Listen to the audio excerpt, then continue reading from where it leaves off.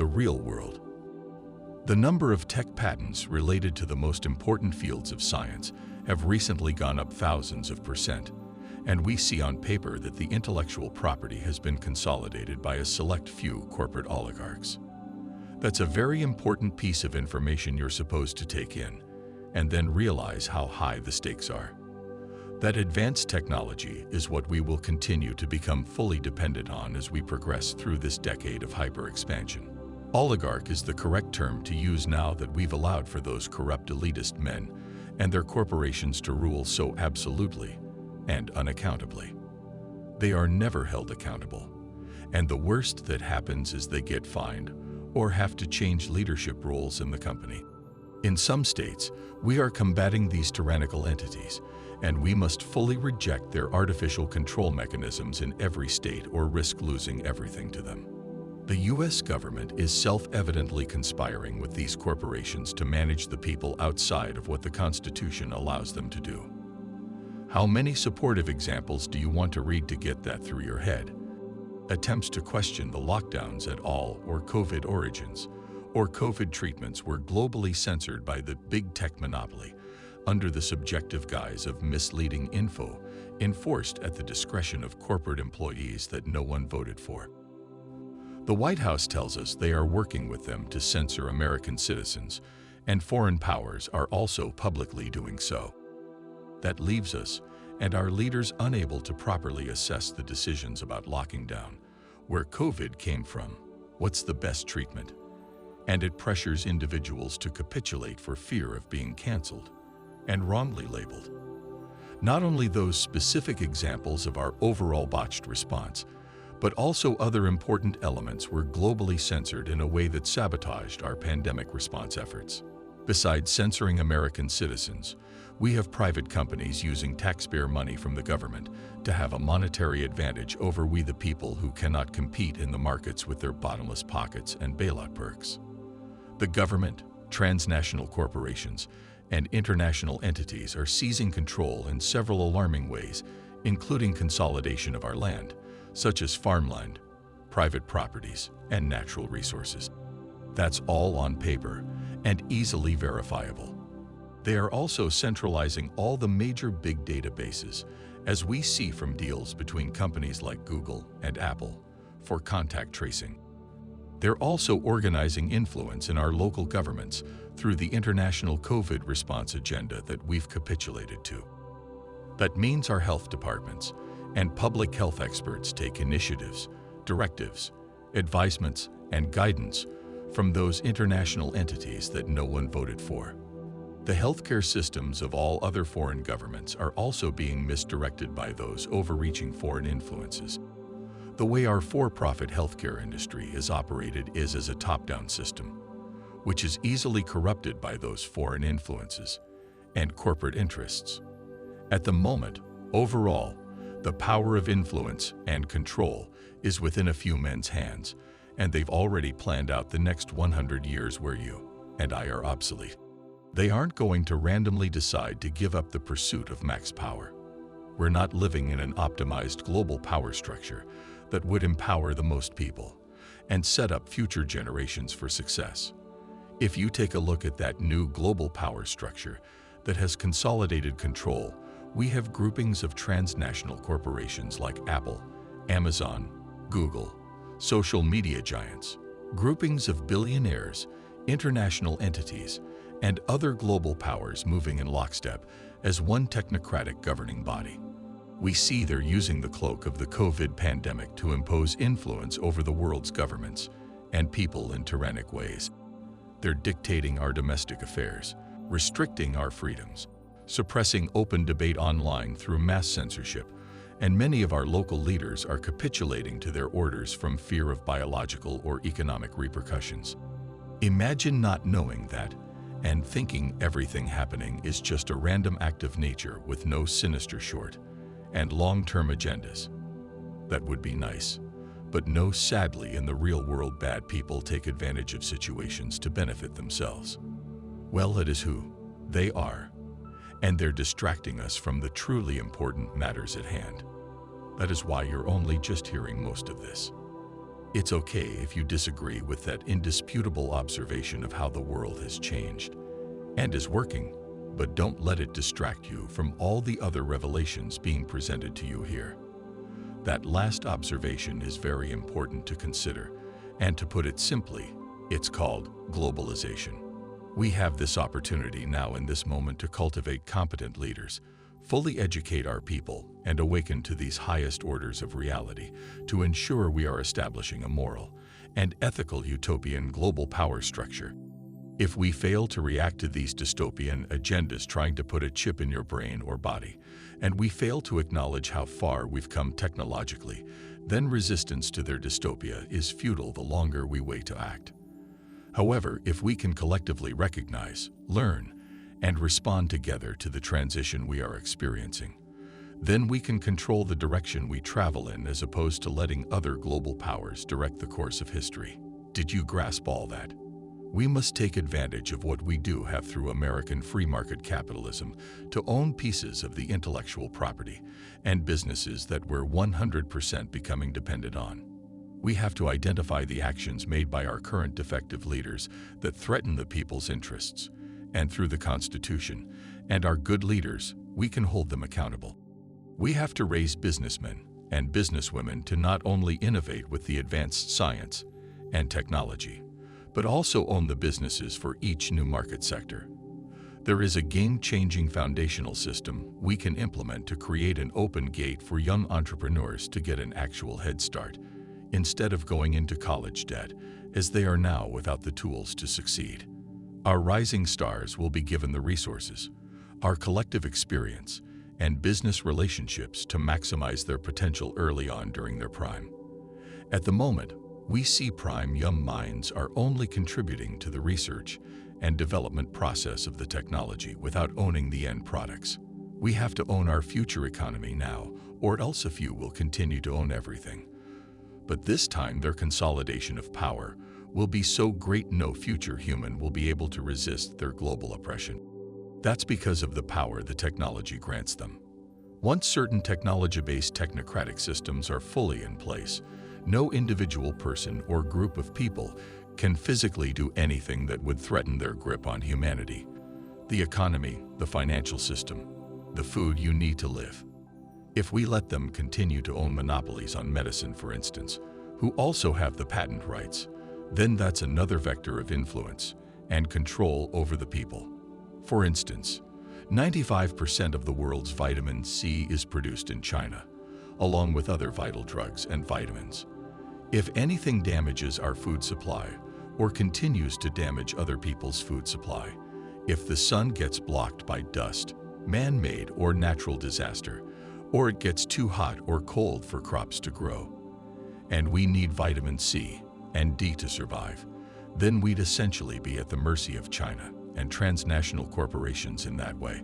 That is just one example of how we're letting this new global power structure gradually consolidate max control in every way that matters. Whether it's another superpower or a corporate entity, there has to be enforced limits to their monopolization and globalization efforts. The biggest corporations in the world operate internationally and own the bulk of the global economy of which we are dependent on them to survive. Globalization already happened, monopolization has already happened, and the richest people have together fully consolidated the most important assets on Earth and in space. We have antitrust laws that were passed in the late 1800s that would have prevented this, but it seems like we stopped caring or we got too distracted to notice.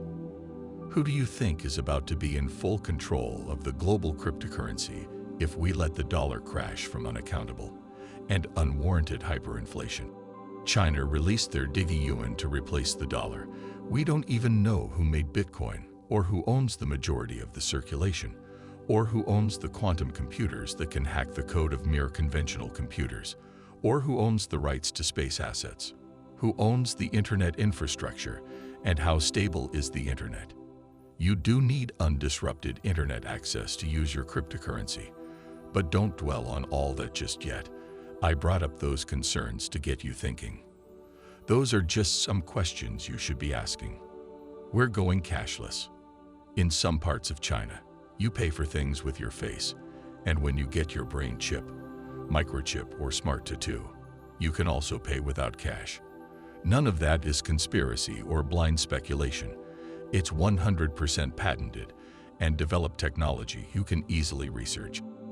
Our world leaders, such as from the World Economic Forum and United Nations, published their own 2030 agenda that includes all of this, and publicly they admit it's coming, whether you like it or not.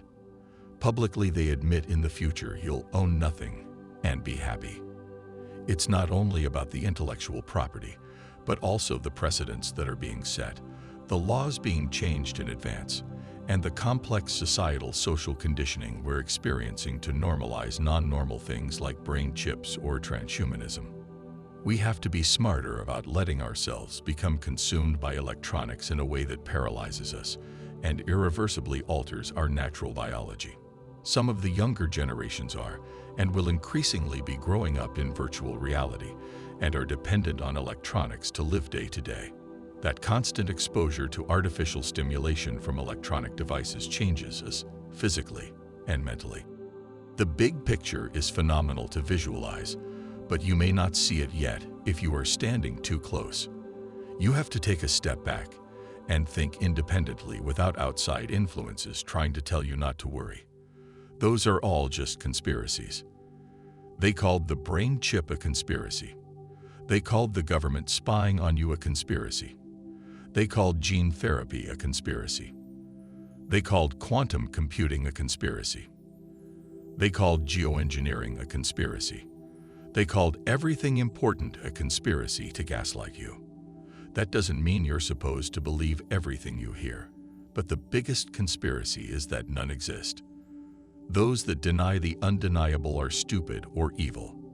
You have to understand the negative ways a brain chip will ruin our lives if we do not recognize the dangers.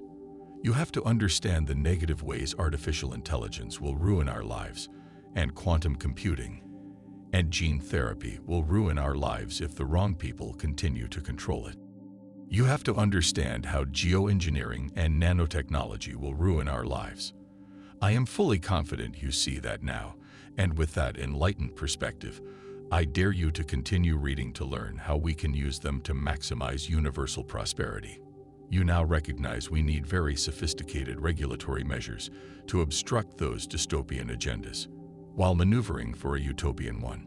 People think democracy is failing, and that's because we need to educate the general population to start making the right decisions again. Read that again.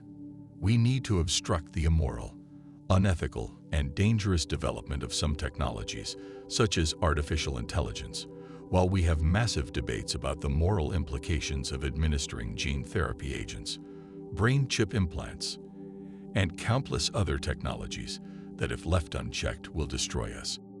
They could be used to maximize good, but now also the terrorists have ease of access to these dangerous technologies, because it's never been easier to access through the dark web using their cryptocurrencies. The more people have access to sophisticated nanotechnology or bioweapons, then the less secure we are. When you have enough money, you can hire the right scientists to do anything. And already you can rent IBM quantum computers to process your data.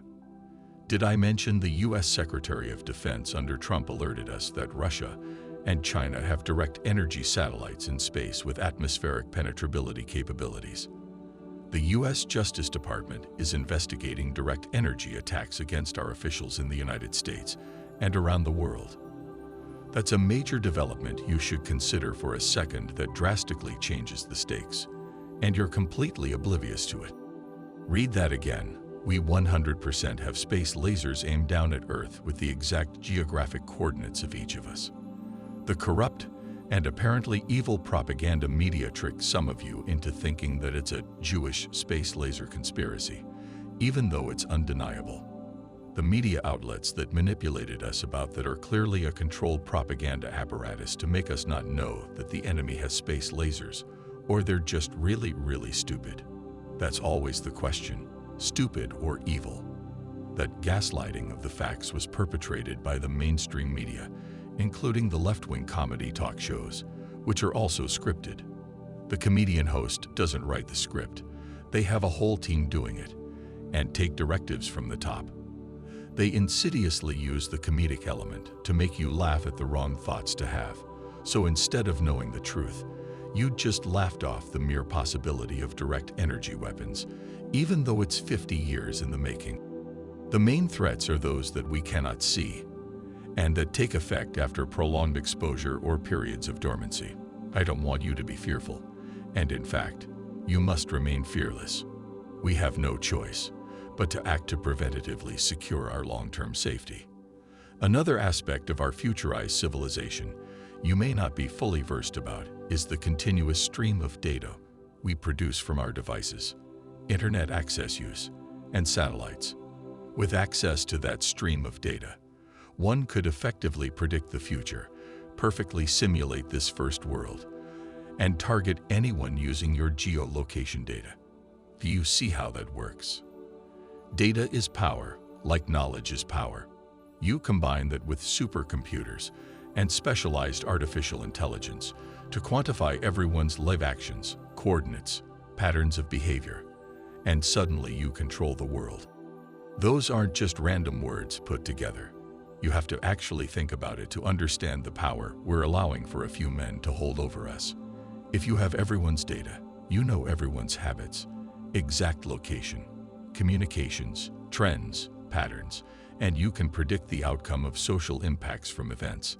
Then that basically gives you the ultimate insider knowledge to predict the future more accurately than anyone else. Why would the bad guys not be using our data against us?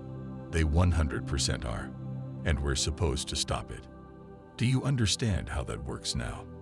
When a prominent figure tweets something, they can predict the public's response, and that in combination with other influence vectors, such as the mainstream media, allows them to socially engineer us, manipulate us. All the mainstream media networks are owned by 6 corporations, boiled down to just a handful of billionaires with interconnected business relationships.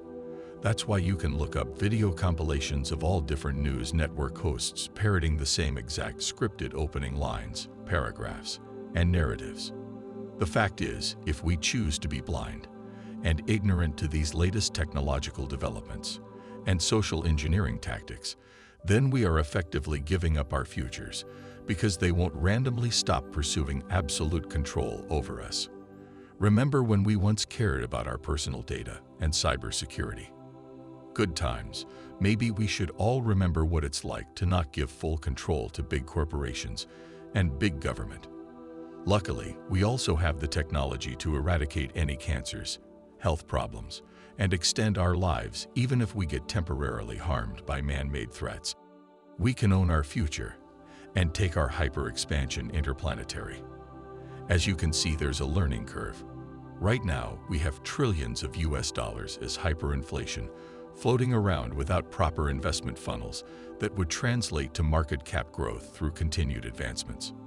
Our futures are dependent on our millennials to prioritize the working capital to the best of our capabilities to yield growth. Instead, at the moment, most young Americans between the ages of 18 and 30 are still living with their parents, are not getting married, having kids, buying land, and starting businesses. The economic hardship we're experiencing is partially due to the lack of progress among this key demographic of Americans. We are the future. And if we don't take advantage of the system we're in, and this momentary opportunity we have, then we have nothing to hold in the future.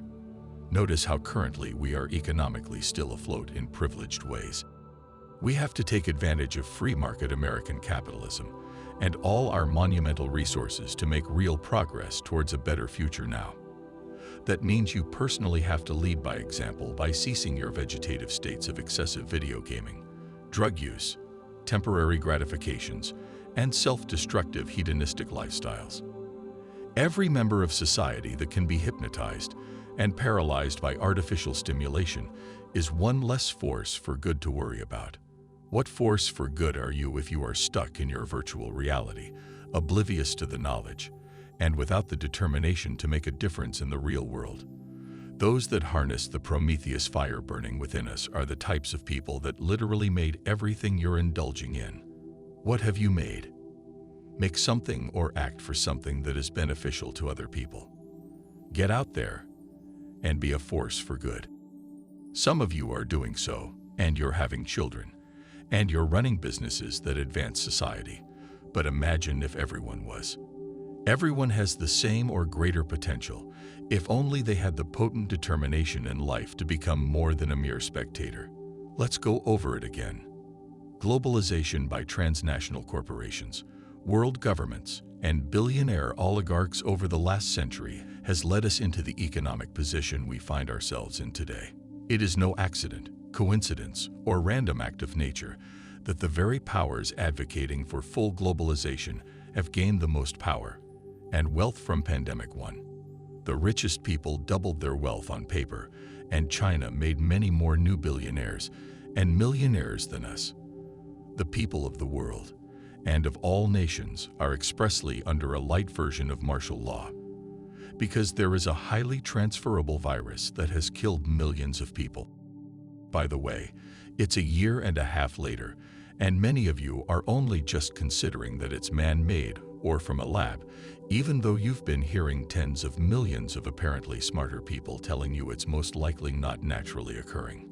The corrupt and apparently evil propaganda media tricked you into thinking that it's just a conspiracy theory too, and those that spoke out were censored. Local governments and communities have capitulated to that new global power structure that is in plain sight, centralizing the big databases and dictating our emergency response through direct international governance. In plain sight, with all their interconnected financial stakes and conflicts of interest, they have orchestrated a sabotage of the global economy. Right now, our people are traumatized by biological threats, exacerbated racial tensions, political divide, domestic terrorism, and a hysterical propaganda media apparatus that feeds off our fear and manipulates us. Fear is an effective influence vector for social engineering, and traumatized populations are easier to control. The information pools are diluted with fake news, disinformation, and misinformation. Mass censorship is creating deeper echo chambers, preventing open dialogue, and pressuring individuals to conform to polarized narratives. That means we can't agree on facts that may threaten politicians or narratives on our side, and we can't come to agreements. Meanwhile, all the richest people doubled their wealth. The government got to unaccountably waste tens of trillions of our dollars, and we find ourselves divided again, focused on irrelevant distractions.